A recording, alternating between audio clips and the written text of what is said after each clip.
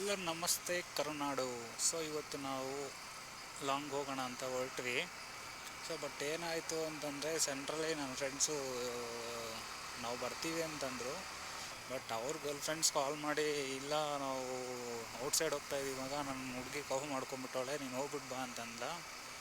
So finally ನಾನು ಮತ್ತು ನನ್ನ ಫ್ರೆಂಡ್ಸ್ 3 ಜನ ನಾವು ಹೊರಟ್ವಿ. ಇನ್ನಿಬ್ಬರು ಡ್ರಾಪ್ ಔಟ್ ಆದರು.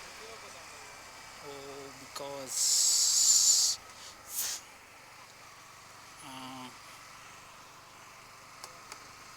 ನಾನು ಹೊರಟೆ.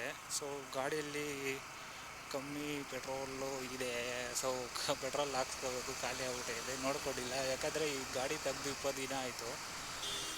ಸೊ ಸ್ಟಾರ್ಟ್ ಆಗುತ್ತೋ ಇಲ್ಲ ಅಂದ್ಕೊಂಡೆ, ಸ್ಟಾರ್ಟ್ ಆಯಿತು. ಬಟ್ ಹೊಸ ಗಾಡಿ ಇದೆ. ಬಟ್ ಅವ್ರು ಹೇಳಿದ್ರು ವರ್ಷಗಟ್ಟಲೆ ಡಿಸ್ಸ್ ಏನೂ ಆಗೋಲ್ಲ ಅಂತ. ಬಟ್ ನನಗೆ ಅಷ್ಟೊಂದು ಗಾಡಿ ಬಗ್ಗೆ ಅಷ್ಟೊಂದು ಗೊತ್ತಿಲ್ಲ. ಸೊ ನಾನೇನು ಮಾಡಿದೆ, ಆಗುತ್ತೋ ಇಲ್ಲ ಅಂದ್ಕೊಂಡೆ. ಬಟ್ ಒಂದೇ ಕಿಕ್ಕಲ್ಲಿ ಸ್ಟಾರ್ಟ್ ಆಯಿತು. ಸ್ಟಾರ್ಟ್ ಮಾಡಿದೆ. ನೋಡುವ, ಇಲ್ಲಿ ಪೆಟ್ರೋಲ್ ಬಂಕ್ ಇಲ್ಲೊಂದಿದೆ. ಸೊ ಪೆಟ್ರೋಲ್ ಬಂಕ್ ಹಾಕ್ಸ್ಕೊಂಡು ನೋಡುವ ಎಷ್ಟು ಹಾಕ್ಸೋದು ಏನು ಅಂತ ಚೆಕ್ ಮಾಡಿದ್ರೆ ಗೊತ್ತಾಗುತ್ತೆ.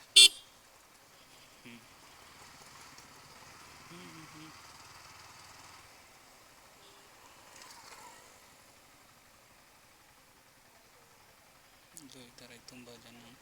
ನೋಡೋಣ ಎಷ್ಟಿಗೆ ಹಾಕ್ಸೋದಂತ. ಪೆಟ್ರೋಲ್ ಹಾಕ್ಸ್ಕೊಂಡು ಹೇಳ್ತೀನಿ.